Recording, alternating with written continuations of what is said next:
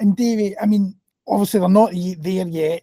2 games against PSV Eindhoven, but when the game is sitting at 0-0 last night before Rangers get the breakthrough, and you're thinking if they don't go through here, the Europa League, they would have gone straight into the group stage.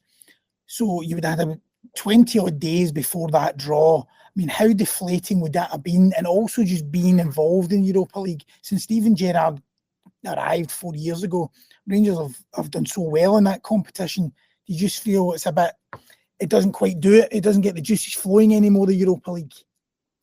I don't know about that, Gav, to be perfectly honest with you. I think what would have happened last night, you used the word deflation, and that's 100%. Had they gone out to a bang average Belgian team, and I think that's exactly what they were. There would be a huge amount of deflation and despondency about the place. I think now that it's PSV in the kind of shootout for the Champions League, that I think everybody would kind of recognise as being a 50-50. If Rangers go out to PSV, and I'm not saying for a minute that they will, because they've got a great chance of going through.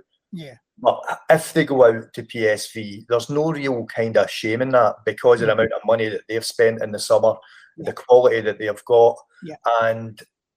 But the converse of that would have been that had they lost to Union last night, then absolutely the next month, 3 or 4 weeks, would have been really, really difficult to pick themselves up. You know, they're going to places like Easter Road a week on Saturday, for instance.